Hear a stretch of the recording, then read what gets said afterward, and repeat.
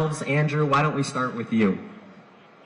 My name's Andrew Webley. I'm the CEO of the Smarter Web Company, and we're the UK's largest public company holding Bitcoin on the balance sheet.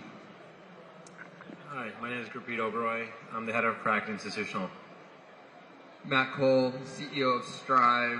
We are completing our reverse merger right now. If anyone happens to own shares of ASST, vote yes.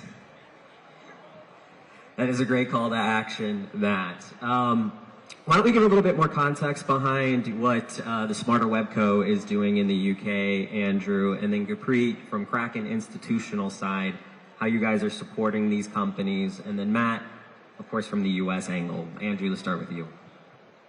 Yeah, thank you. So I started my career in 1999, which was the early days of the internet. I worked at a small company that became a very big company, one of the biggest companies in the UK. Then I set up my own small technology business. I found Bitcoin about just under 10 years ago. And after seeing what Michael Saylor did with strategy, I felt that the UK should have its own version of strategy. So I listed my business on the stock market. We IPO'd in April this year, approximately 4 months ago. We've become a fairly large company now after raising approximately £200 million of capital. And in line with my personal beliefs, we hold our assets in Bitcoin, and we hold it with the idea that we grow it by increasing the Bitcoin yield that we can achieve. Kraken has been very instrumental in the digital asset treasury strategies. We help custody, provide trading solutions, and also credit. I think the differentiator is, if somebody custodies a Kraken and say they want to borrow 10, 20, 30 million against their custody assets, we can structure bespoke solutions to the treasury solutions, and we can also help think through ways to help differentiate themselves amongst others. Yeah, so for me, my background's fixed income. I used to run a $70 billion bond portfolio at the largest pension in America called CalPERS, and I had a direct line of access to the Federal Reserve, the US Treasury, and I saw them gaslight me in trying to tell me that they weren't printing money.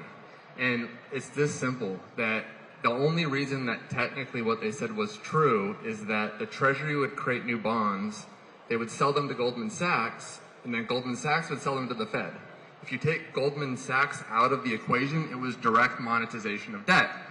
And it was so obvious. And this was before I was a Bitcoiner, but it led me to put pretty much my entire net worth into Bitcoin late 2016, early 2017.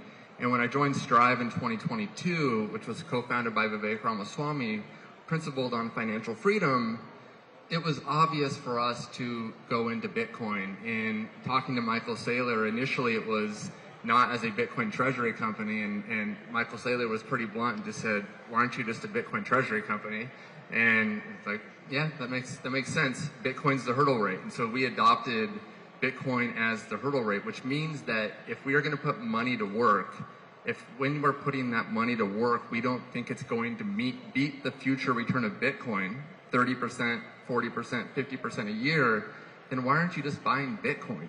And so for us as a Bitcoin treasury company, we are looking for ways to grow Bitcoin per share, the amount of Bitcoin each share of our company owns, which is like other Bitcoin treasury companies, and we're all approaching it from a little bit different angles. But just to give you a sense, I don't even think we've scratched the surface of the innovation that can happen in this space, and I don't think people understand the risks, and the risks are substantially less when you actually dig a little bit deeper in the debt that these companies are taking in the future returns. I think Strategy is literally a AAA rated issuer of debt, but yet they can't even get rated. That's how early we are. So we're all Bitcoiners up here. Matt, I think you brought up a lot of great points that we're at the very beginning. There's about, 300 companies that hold Bitcoin on the balance sheet, and maybe, 20 of them are running the Bitcoin accretive play. And it's very fascinating to see how everyone's coming to this realization that, hey, traditional instruments like treasury bonds are just not the place to park your excess cash reserves. And so we get into the main topic of our panel today is how do you actually value these Bitcoin treasury companies, right? And I think there's two main buckets to look at. First is the tangible, So the Bitcoin per share metric that you talked about, and you also hear people bring up MNAV, BTC torque, BTC yield, and some of these other things. And it's another language maybe to the retail side of stuff. But even for traditional financial professionals coming in, you know, I think it's important to set the baseline for what these KPIs are. So Andrew, I want to throw it to you. When you look at Bitcoin treasury companies, what are the core KPIs investors should focus on? Is it Bitcoin per share? Is it MNAV? Is it BTC yield? And what do your investors and shareholders seem to care about the most at the end of the day? So this could be a very long answer, but I'll try and keep it fairly brief. You can get as complicated as you wish, but what I would do is I would recommend that somebody looks at three things. So the first one is the MNAV, really easy to work out. You can find it online. Most Bitcoin treasury companies have an analytics dashboard that you can see. What the MNAV means is very, very simply, it's the value of the Bitcoin versus the market cap. You know, maybe below 2 is pretty low, below 3 is relatively low, maybe above 5, 6, getting expensive, not financial advice. So you've got your MNAV. Then the second thing that you've got is the BTC yield. So this is really important. So a company like my company will issue equity, which increases the shares in issue. In return for doing that, it will generate capital, which in our case gets deployed into Bitcoin. So we issue shares and we buy Bitcoin.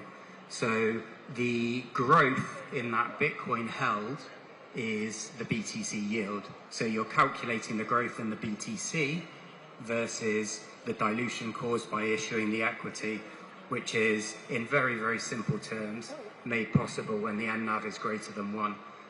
Then the third thing, that is something that not a lot of people talk about, is the size of the company. And very, very simply, the model is ever so slightly easier the smaller the company. So if you look at, say, the market cap of the company, one of the components of your MNAV calculation, you'll be able to see the size, with the theory there being, which isn't, 100% true, that the larger you are, the harder it is to raise additional capital to make that much difference to your BTC yield and therefore MNAV. Andrew, you and I were talking kind of earlier, and Matt, I'd like to get your perspective as well here too as the CEO of Strive. We're talking about what's valuable to shareholders, but does that necessarily align with what's valuable to you as the CEO? Like, what are you guys looking at ultimately at the end of the day to value your own companies? Yeah, so for us, we are on a mission to outperform Bitcoin over time. Because if you aren't doing that, there's no reason to do the strategy. You should just buy a Bitcoin ETF. And so for us, it was, how do we deploy our resources? We have a very talented team. There's a lot of talented teams in this space, right? But each team, like sports teams, have different strengths, different weaknesses. And we're an asset manager. And so as an asset manager, we're used to looking for alpha strategies, meaning, can you outperform Bitcoin without even taking Bitcoin-specific risk? So that's the alpha side. But then on the beta side, I think the debt markets are evolving so quickly, where when we announced our reverse merger in May, convertible notes were still the in way for people to get leverage, and now it's shifted to perpetual preferred equity instruments. And so we've kind of found ourselves in a position, I think, as probably the only Bitcoin treasury company that's doing a reverse merger, so as a SPAC, no debt, raised $750 million of capital. So that's become a very interesting opportunity for us to consider as we complete our merger. But that's how fast this space goes. When we were at Strategy World or the Bitcoin Conference in America, that was not a thing. And so for us, it's just being nimble, having fun, putting our brains together to make the best decision. And that'll be different for us versus Andrew versus Nakamoto. But ultimately, I think we're in the early days of figuring out different ways to increase the amount of Bitcoin per share. Gurpreet, as Kraken Institutional is at the front lines here with a lot of these companies who are running the Bitcoin Treasury playbook, you get to be beholden to a lot of these conversations. What's your take on all of this, and how is Kraken supporting these companies? I think Kraken is a service provider, so we try to, even playing field. We offer custody solutions, trading solutions, and lending solutions. what I've seen that's working is traditionally, like when you buy a stock in public markets, retail, institutional, hedge funds buy a stock so the price can go up, right? So they can sell at a higher price. So I think the winners who I see in the treasury companies today are guys that have really strong marketing strategies and hit velocity. They hit velocity very early on, so they can hit the ATM and keep the flywheel going. So where Kraken helps is we provide customized lending solutions where we can lend them against their. So somebody raises $750 million for Bitcoin, they can borrow from us for 1 week before they hit the ATM and increase their NAV. So Kraken as a service provider can really provide treasury companies differentiated access to increase NAV and also like touch on tokenized stocks, MicroStrategy, NVIDIA. They can trade. They have global distribution from Kraken's X stocks. So I think from a service provider lens, I think we all these areas each play a role in having a successful treasury company. So I want to start we talked about a lot of the tangible aspects here. I want to start getting into the intangible, right? It's been very fascinating to see over the course of the last 16 months the rise in the Bitcoin treasury company narrative.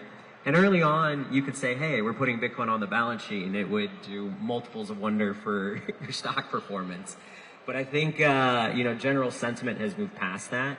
Savvy investors are really looking at the leadership teams that are executing this playbook. And Matt, like you mentioned, Bitcoin is the hurdle rate. So you guys are looking at some of the financial engineering aspects to see how you can outperform Bitcoin as a whole to bring more value back in. So when you're looking at financing moves like convertibles, like ATMs, or even debt, how does that ultimately impact shareholder value? When are they accretive? When are they destructive? Yeah, so first off, on the debt side, if you have perpetual preferred equity instruments, so let's say you had 30% leverage ratio and you have that embedded for your company forever, you never have to pay back the principal. If Bitcoin grows at 30% CAGR every single year on average, and your cost of capital is 10%, that just works. It doesn't matter if your MNAV is 1, it doesn't matter if it's 0.9. As long as you can meet your interest obligations, you're good.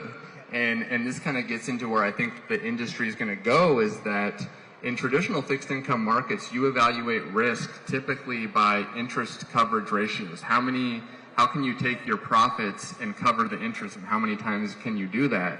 And when you actually put into a risk model the returns of Bitcoin and you look at leverage ratios, you see it's pretty hard to break these companies. It's possible. You can break anything, but it's pretty hard, and I think that's one of the places where I think we have a pretty strong team, just given my fixed income background. Our CFO has investment banking background. We have Jeff Walton, who has a reinsurance background. Traditional finance is a really strong place for us. And then you look at other companies. You look at Nakamoto, who's innovated in every single international market. That is unique and distinctive for them. It's super interesting. You look at Metaplanet, what they've done in the ARBs in Japan. It's just like different teams have found different niches to provide value. And ultimately, like, one of the things that Michael Saylor told us when we got into the space was the hardest thing, can you get to $1 billion?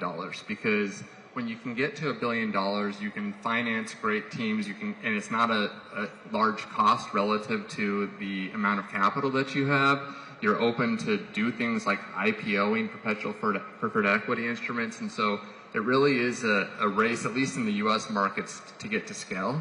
And we have a handful of companies that have done that. And then once you're there, then there's the, differentiation comes in.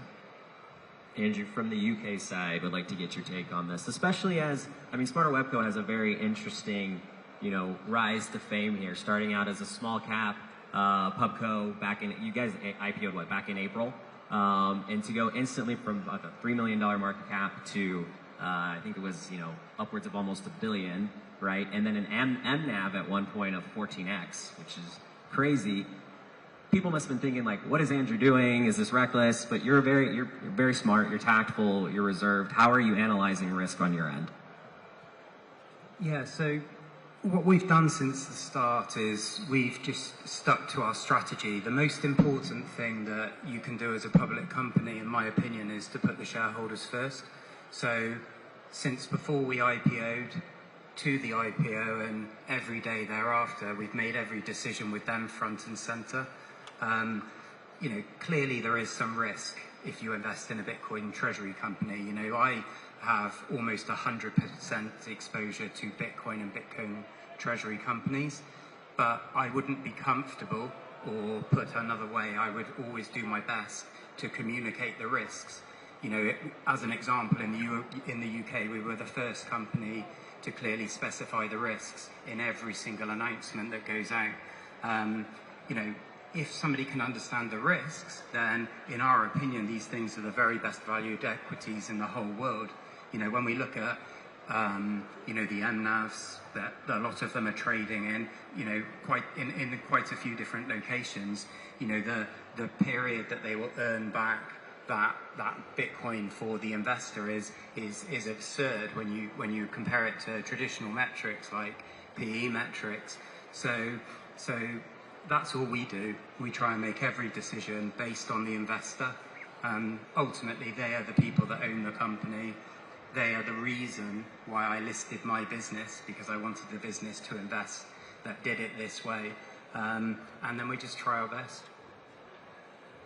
Gurpreet, you and I were chatting earlier about the importance of brand value and how that accelerates brand velocity. And Kraken's always been kind of at the forefront of that. What lessons can you kind of share with the crowd here, and maybe even Matt and Andrew, on the importance of that? Yeah, Kraken is one of the biggest supporters for Bitminer, Tom Lee, and we believe that's probably, after MicroStrategy, the best executed treasury company. And what we learned is that velocity, knowing when to hit the ATM, and understanding lockups, right? For investors, like MNAV can be a fictitious number, right? Because if your shares are locked, your stock price rips when the product gets listed. So I think, understanding how to touch the ATMs, understanding capital markets, understanding structure is very, very important. So it goes back to, right, when you start off, you need velocity to hit the game, right? Like institutions, hedge funds, pensions, endowments, they'll not invest in the 10th Bitcoin strategy company. So I think figuring out how to be the top 5 is very important to be succeed in the long term. Maybe just, a little bit of controversy is fun here. So I think that brand value is important, and you've seen that with Tom Lee's company, but I have to call out, Ethereum makes for a horrible asset for a treasury company. And, oh my gosh, why? Everybody, a round of applause here real quick, come on. Because Bitcoin perpetually goes up versus fiat currencies because they're being debased. Ethereum is like a company, and a perpetual strategy as a treasury asset to buy Ethereum or Solana or Dogecoin or Pepe coin, I don't really care. It's building a house on sand. And so the brand can accumulate the coin quickly. It can make the coin go up, but ultimately, Tom better start buying some Bitcoin, or I think his days are numbered. Kraken's a service provider, so no comment. We support everybody. So, gentlemen, we're coming up here on time. 30 seconds, final take. How do you value a Bitcoin treasury company? Andrew, final words. So look at the MNAV, look at the yield, and then look at the size of it. Remember the 3 things that I said, and then just do your research further after that. I mean, Kraken's a service provider. We want strong teams. We're long Bitcoin. We support everybody that's in the ecosystem. So we'll, through our platform, we'll back everybody. Tom's a smart guy. I followed him for years. I like him. I just don't like Ethereum as a treasury asset, but agree. I think it's great you guys provide the service for everyone. Gentlemen, I appreciate the time. We're at time here. Thank you very much. And Hong Kong, thank you. We'll see you later tonight.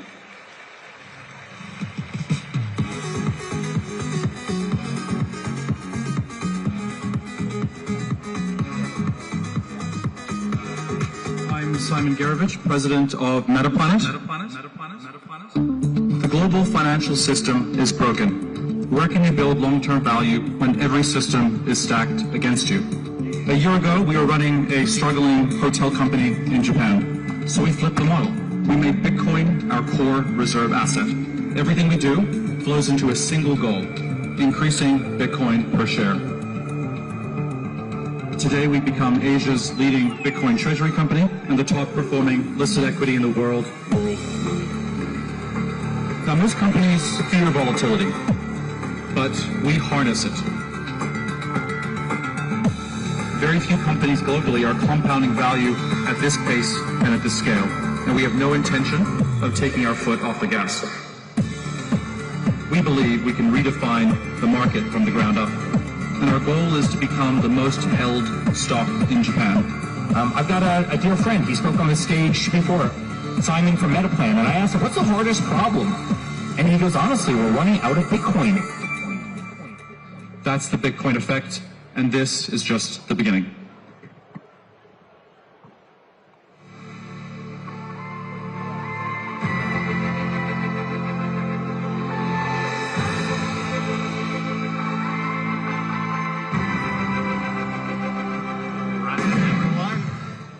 Welcome back. We are here for our final fireside chat of the day. It is my pleasure to welcome to the stage my co-founder, CEO of Kindly MD and Nakamoto, David Bailey, and Mr. Eric Trump, Executive Vice President of the Trump Organization. Please join me in welcoming David and Eric.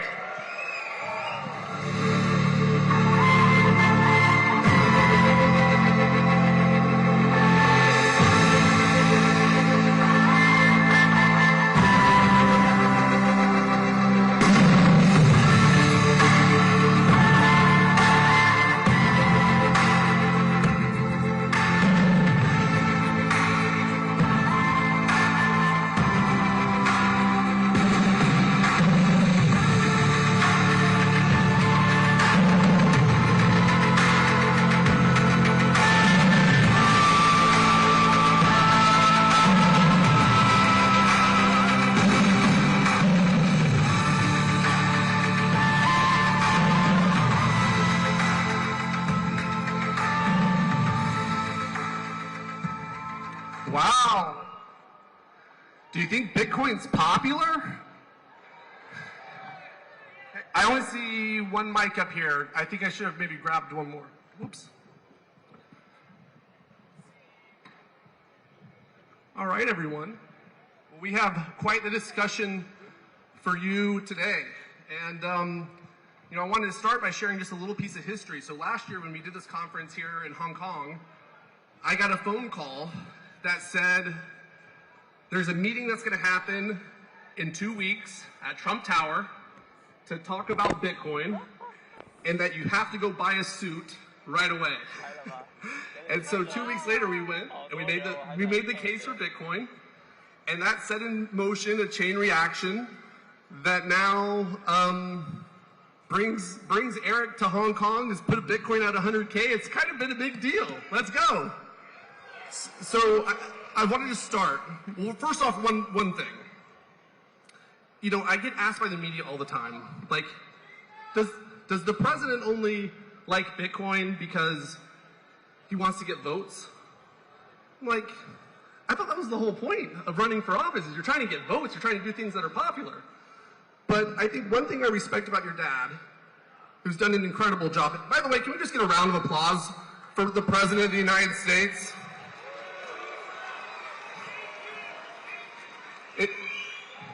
So one of the things that I respect so much about your dad is that he's an entrepreneur through and through. He sees opportunity where other people don't, like a true entrepreneur does. And he saw something here that he thought was worth taking a bet on. And, I wanted to start by just hearing a little bit of the backstory, not just of your father, but for you, Eric, and how you got into Bitcoin.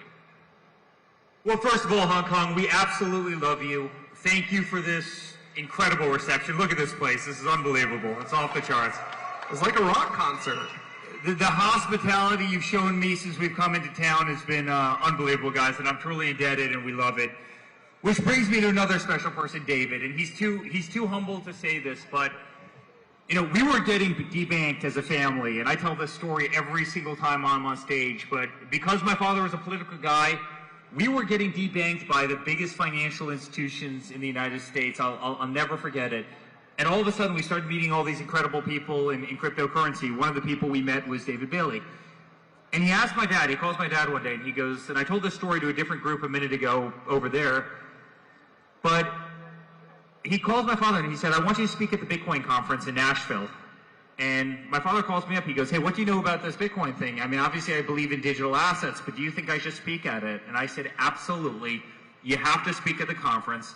And David Bailey was the first person who invited the now President of the United States, before he was president, before, in fact, the media even gave him a shot at winning, to speak on a stage. And the community, the Bitcoin community, embraced him. The Bitcoin community embraced my father, unlike anything I had ever seen before. And I hope that's paid off in spades, because we love this community. We believe in this community. 90% of my time in life is in this community now. It is the greatest asset in the world. And we are changing finance. We are changing modern day banking. We're changing modern day finance. It's the greatest store of value that's arguably ever been created. And guys, I'm telling you, you're going to look back in 3 years and 5 years and 10 years. The people in this room are the true pioneers of the space, and all of it's because of this man right here. And so, David, we love you. We appreciate you. And thank you for starting this journey for a lot of people, including my family and including so many people in this room.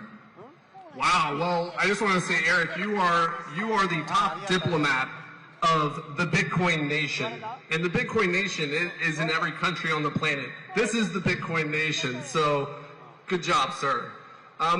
Let's jump into business, okay? You've dived headfirst into this. You've gotten involved in some entrepreneurial endeavors.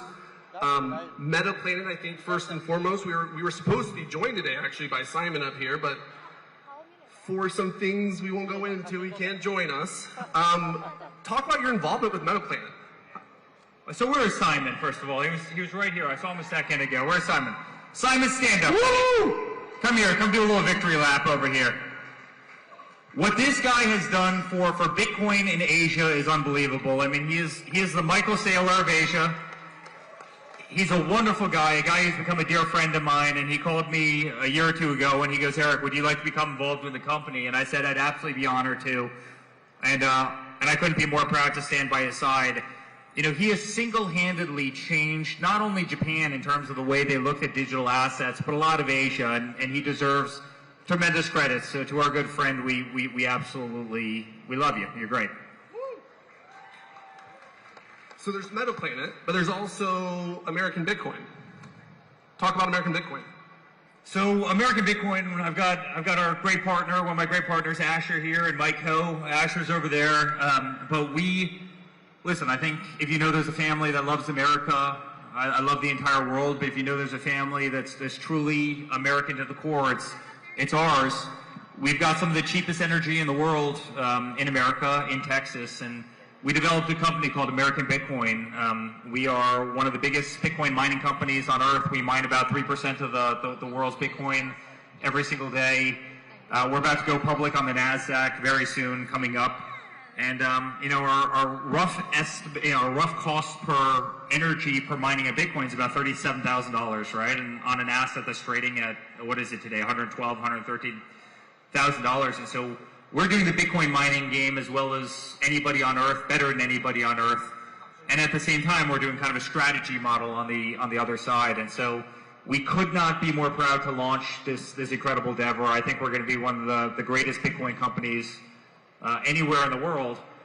But what's so cool is you have this across the board. You've got the Simons leading the way. You've got the Davids leading the way. You've got American Bitcoin that's going to lead the way. You have Michael Saylor with obviously strategy. You know, he's obviously, truly leading the way by what he's done. You've got nation states that are buying the hell out of Bitcoin. You've got Fortune 500 companies that are buying the hell out of Bitcoin. I mean, you've got the biggest families. You've got the biggest companies on earth that believe in this digital store of value. Everybody wants Bitcoin. Everybody is buying Bitcoin. And that's an incredible thing, and that's why I've always said that I really believe in the next several years Bitcoin hits $1 million. There's no question Bitcoin hits $1 million. And when you're in the room with certain people, and I had breakfast this morning with, a couple of the most powerful people in the region in the hospitality space, and you're literally sitting there trying to explain to them what digital currency is, you realize how early we all are to this race and how big of a benefit that is, right? I hear from people all the time, should I get into cryptocurrency? Did I miss it? Am I too late? And I literally start laughing at them. I go, we haven't even scratched the surface of what Bitcoin is going to be. We haven't even scratched the surface of what digital assets are going to be. This is the time to buy. Volatility is your friend. Buy right now. Shut your eyes. Hold it for the next 5 years, and you are going to do terrifically well. And so it's been so much fun. Guys, it's been so much fun. I didn't tell you I was going to ask you this question, so you may not have an answer off the cuff, but when I think about who gets in the room with the most interesting, wealthiest, most powerful people in the world, I really couldn't imagine anyone more than the Trump family who is in those rooms. As you've been on this journey, what's the most interesting things you've heard from people? I mean, you're talking to the most powerful families in China, but you've been to many countries to talk about Bitcoin. What's surprised you the most? Well, listen, I had one person who runs a major country tell me that they literally take the entire energy supply of a major city in the middle of a winter and use it to mine Bitcoin because that's how much they believe in the asset, right? And so, I'm not going to tell you which country it is or who it was, but what I can tell you is there are sovereign wealth funds who really believe in it. You've got the biggest families who believe in it. You've got the biggest banks that believe in it. You've got accumulators that believe in it. And more, you have retail consumers that are starting to understand it, but not only understand it. I think there's a lot of people who understand what Bitcoin is and what cryptocurrency is, but never really had the access to it, right? Every single day, it's becoming more accessible to the everyday person. It's easier to get. It's starting to be custody at major financial institutions all over the world. The exchanges are getting better and getting more user-friendly. I used to be the guy who, coming out of the hospitality business would yell at the exchanges saying, it's too difficult. You're making it, on DeFi, you're making it too difficult to ultimately buy cryptocurrency, and it's literally holding back the masses. The exact opposite's happening. Another thing that I'm working on is a company called World Liberty Financial.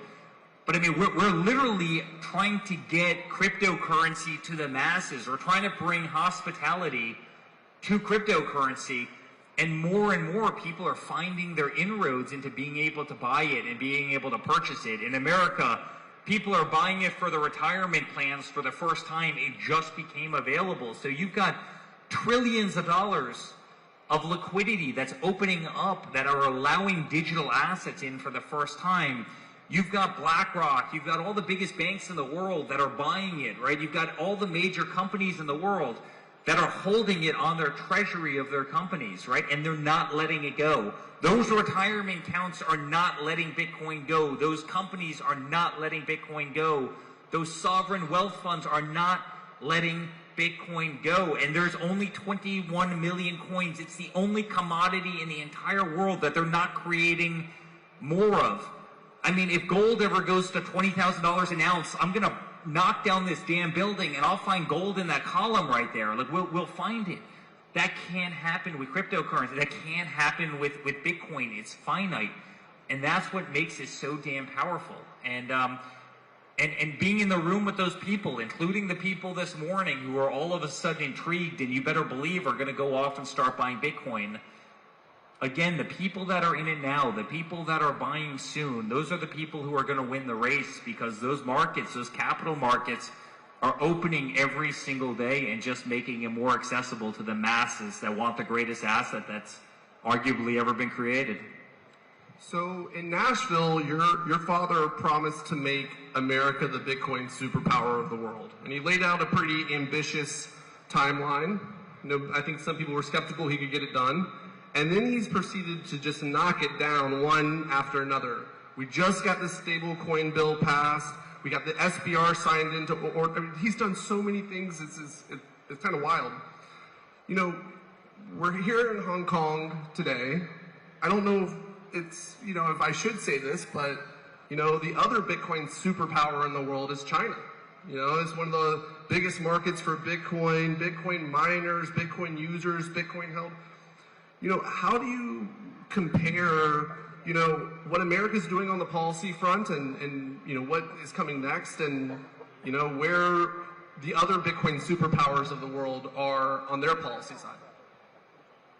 Well, listen, congratulations to everybody in here, because there's no question that you have made an unbelievable mark on Bitcoin and cryptocurrencies. There's no question that China is man, a hell of a power when it comes to this world and doing it well.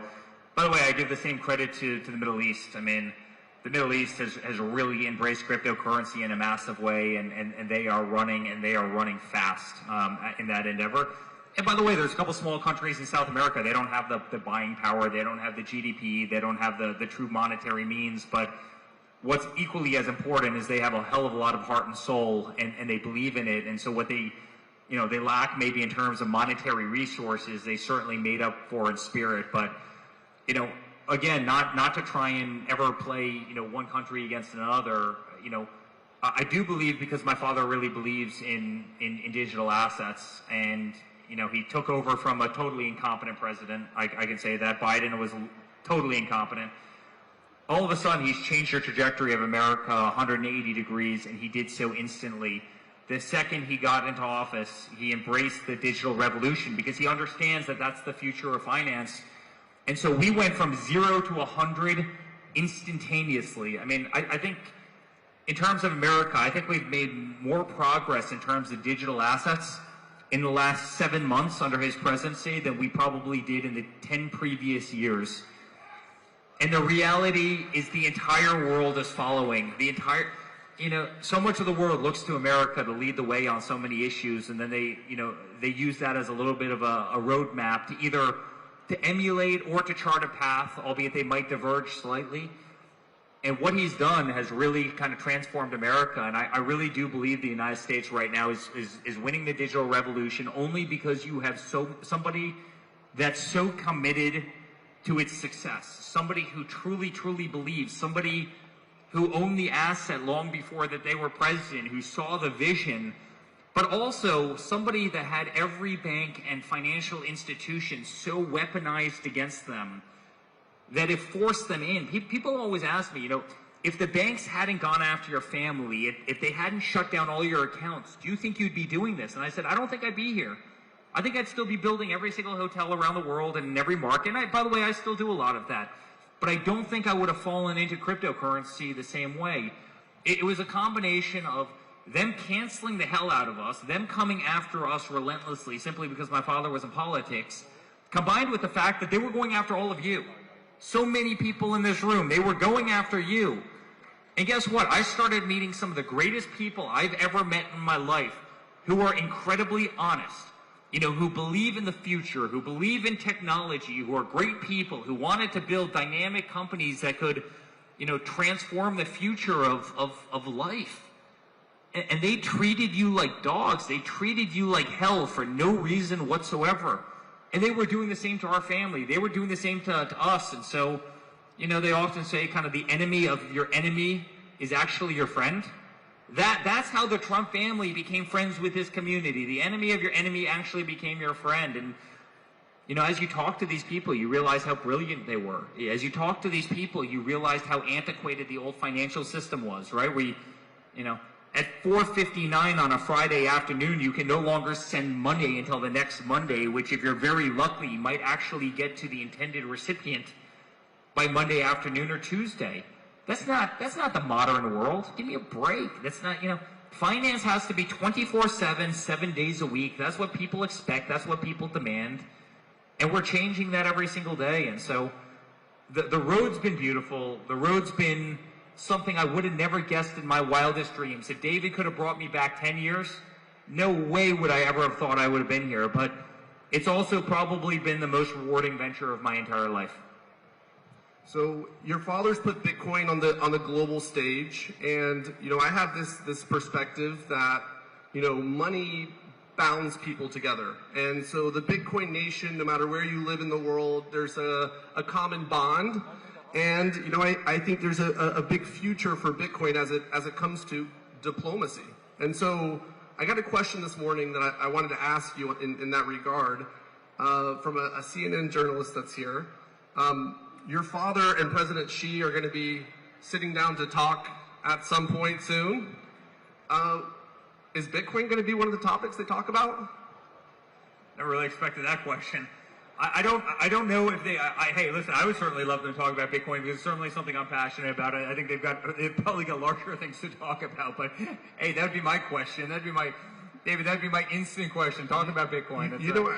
I just want to throw an idea out there. I mean, maybe we could pay tariffs in Bitcoin going forward. I think that'd be a great idea.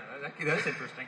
Hey, listen, I think it's two things that America and China are definitely leading the way on is cryptocurrency. So it's probably actually something that the two of them understand better than anybody else in the world. But no, if you look at this, if you zoom out, I mean, kind of joking aside to David's thing, and I said this earlier, this has really become a community, and it's one of the most diverse communities in the world. I mean, you have more diversity at a table when talking about Bitcoin. People from different cultures, different societies, different languages, different religions, than I'd say any group of people ever. I mean, it really is a global community of people that all truly believe in something that's so powerful, that's so transformational, that's going to redefine the future. And it's beautiful. I've met more incredible people from more incredible places through this community than, honestly, even hospitality, which is kind of, has always been my bread and butter. It's kind of hard to believe that this group, I mean, so many of the people you'll see in this room, you'll see at the next conference in Miami, you'll see them at the next consensus conference in Toronto, you'll see them in Abu Dhabi, and you'll see them everywhere in between. This is truly a global community, and I really believe that's great for humanity. That's number one. Number two is one other thing that never gets talked about, and it might even be a little bit crude to say, but guys, the traditional financial system in the world has benefited guys like me, and it hasn't benefited the vast majority of people, right? It benefits the people that, were fortunate enough to have some zeros behind their name. They're the ones that have leverage. They're the ones that have power. They're the ones that can call the heads of the bank, and negotiate off a full point on a loan, or get all the fees knocked out, or listen, there's a lot of ways that we can, or just borrow money in an environment where they wouldn't give other people money. You, for the first time, have kind of a community which is agnostic to true wealth, and that's a great thing. It gives the person in sub-Saharan Africa the same opportunity as it gives the, executive on Wall Street in New York City. And that should never be forgotten. It's the first time in any kind of finance, probably in the history of the world, where there is no kind of disparity between socioeconomic classes, and that should really be cherished. So this is going to be my last question. This is everyone's favorite question. Since you mentioned, adding a couple zeros behind your name, what's going to happen to the price of Bitcoin a couple years from now? Well, I've said this for a long time, but there's no question in my mind that Bitcoin hits $1 million. There's no question about it. And by the way, I don't think it has to stop there. I think it could go a lot higher. You have every person who wants an asset class, and you have a very limited supply, and it doesn't take a genius to figure out where that goes. Then you combine a traditionally kind of hard asset that didn't have as much utility behind it. It was a true gold. It was digital gold. It was a store of value. And now every single day, and David probably sees this much more than I do, but every single day they're figuring out new ways to kind of stake it, to get yield on it, to use it for everyday purchases, to use it, as kind of buying power, right? So more and more you're taking this digital gold that was really just a store of value before, and you're putting massive utility behind Bitcoin. And so, I mean, every use case for it is fantastic. And honestly, volatility is our friend. Like, people ask me, like, when do you buy? Buy right now. Buy this second, right? I mean, I can't tell you how many people over the years I've told to buy Bitcoin, and every single time they come back to me having not done it, and they say that I wish I would have bought. In fact, I made one of like the great all-time Bitcoin calls on Twitter. I think it hit 83,000 or 82,000. And I go, right now would be a great time to start buying Bitcoin. Sure enough, it hits, 79? Was like 79 the bottom, like 78.9 or something like that. It's like 79. And it goes from 79 to like 124 in, 90 days? And I called it within like 1,000 or 2,000 of the bottom on, And then people come back to me, you should have told me. I'm like, I put it out on my Twitter following to, 10 million people around the globe like when to buy Bitcoin, but I really believe in it. Go buy it now. Close your eyes, hold it long term. Do not get rid of it. I think Michael Saylor always says, sell a kidney, buy Bitcoin, right? And I think he's, I know obviously he jokes when he says that, but he's right. Buy it, hold it, and I think you're going to do extremely well. He's not joking, for sure. Actually, he sold one of his kidneys, I'm pretty sure. So, well, with that, ladies and gentlemen, I want to thank you for being a part of a historic event. I want to thank Eric for joining us all the way in Hong Kong. Hong Kong, can we give a shout out to the one and only Eric Trump?